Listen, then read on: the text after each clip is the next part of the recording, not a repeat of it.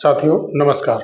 जब से संसद के अंदर इस मानसून सत्र के दौरान वक्फ बोर्ड अमेंडमेंट बिल को लाया गया है और उस पर संसद के अंदर चर्चा करने के बाद जेपीसी की लगभग 30 सांसद के आसपास की टीम को भेज दिया गया है, तब से वक्फ बोर्ड लगातार काफी तेजी से अपनी जमीन को उजागर कर रहा है। बिहार के अंदर पूरे गांव को वक्फ की संपत्ति बता देता है। अभी हाल ही में कर्नाटक में 1200 से 1500 एकड़ जमीन किसानों की वो वक्फ की बताता है और वहां के वक्फ मंत्रालय के एक जो मुस्लिम नेता हैं वो आदेश भी जारी कर देते हैं, लेकिन किसानों की तरफ से हो हल्ला होने की वजह से और उस गांव में जो मोहम्मद रफीक के नाम के एक व्यक्ति के साथ लोग मारपीट करते हैं, मामला काफी तूल पकड़ता है, तो फिर वहां के अल्पसंख्यक मंत्रालय के द्वारा ये जो आदेश है उसको वापस लेना पड़ता है। और भारत की संसद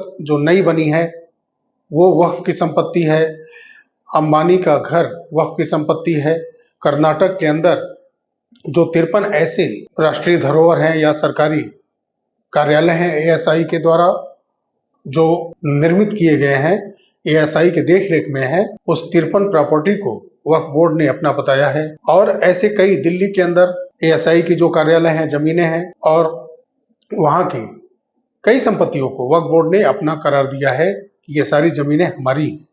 और ये जो बिल पेश किया गया है मानसून सत्र के दौरान, उसके बाद से ये चीजें तेजी से सामने आ रही हैं। ऐसे ही एक घटना कर्नाटक के ही अंदर आई है जिसमें कि 18 एकड़ के कुछ ऊपर की जमीन वक्फ बोर्ड ने हड़प तो पहले ही ली थी, लेकिन उसको फाइनल कर लिया गया है वर्तमान की कर्नाटक सरकार के देखरेख में, जो कांग्रेस की है। जो मालिक है कृष्ण मूर्ति, वो दफ्तरों के चक्कर लगा रहा है, प्रयास कर रहा है कि उसकी जमीन उसको वापस दी जाए, लेकिन जब एक बार वक्फ बोर्ड के पास वो जमीन आ गई और वो वहाँ कांग्रेस की सरकार हो, तो वो जमीन कहाँ से फिर उस व्यक्ति को मिल सकती है। ये घटना है कर्नाटक के जिला बीदर की और तहसील चटगुप्पा है और गांव का नाम उदाबाला है। और वहाँ 18 एकड़ की कुछ ऊपर की जमीन थी जिसपे 4 लोगों का मालिकाना हक था।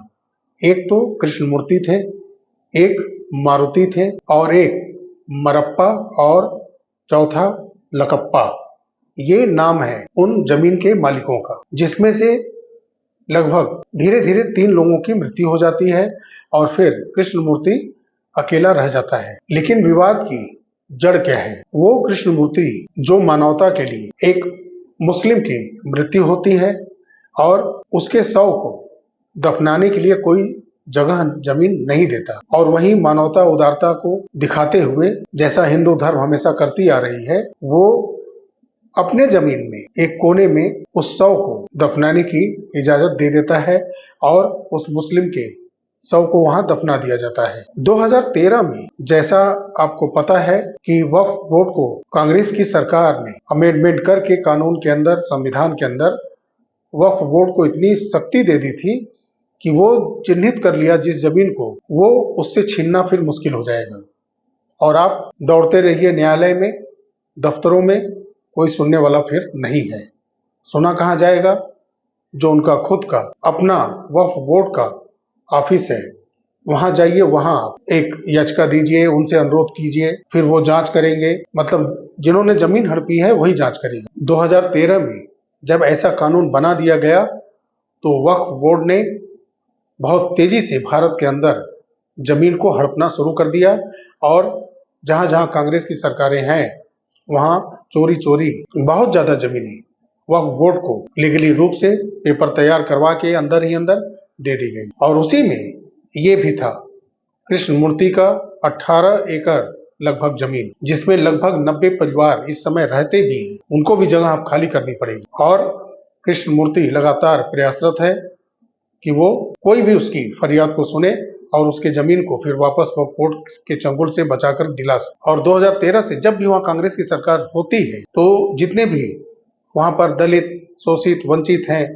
और जो गरीब परिवार के हैं, हिंदू समाज के, आदिवासी बहुल क्षेत्र के हैं, वहाँ पर बहुत सारी जमीनें, कई 100 एकड़ जमीनें वक्फ बोर्ड को दे दी गई हैं। ये 2013 से ही खेल चल रहा है। तो जाते जाते कांग्रेस ने इतना बड़ा खेल खेल दिया, कानून बदला और तेजी से जमीन भी देना शुरू कर दी, लीगल रूप से पेपर भी तैयार करा दिए कि आने वाले समय में आप कानूनी लड़ाई कितना भी लड़ दें, आपको जल्दी जमीन मिलेगा भी नहीं। यह है कांग्रेस का चरित्र। साथियों, वक्फ बोर्ड में बड़ा अमेंडमेंट तो होना ही चाहिए और आगे चल के मैं समझता हूं कि ऐसे वक्फ बोर्ड हो या ऐसा कोई भी संगठन हो, संस्था हो, जिसको इतना ज्यादा अधिकार मिले कि वो किसी की जमीन को हड़प ले, उसका आशियाना छीन ले, ऐसे अधिकार किसी धर्म, पंथ, मजहब को, संगठन को, संस्थाओं को, निधि को, ट्रस्ट को नहीं देना चाहिए।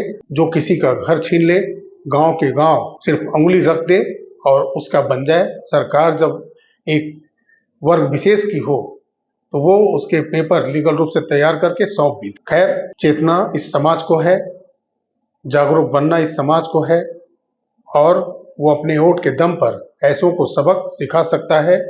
जैसे सबक सिखा रहा है वो आगे भी सिखाए। साथियों, वीडियो अच्छा लगा हो तो लाइक करिएगा, शेयर करिएगा। चैनल पर अगर आप नए हैं तो चैनल को सब्सक्राइब करिएगा, बेल आइकन को प्रेस करिए ताकि आने वाली वीडियो की सूचनाएं आप तक पहुंचती रहें। बहुत जल्द मिलते हैं अगले वीडियो में। तब तक के लिए नमस्कार, जय हिंद, जय भारत, वंदे मातरम।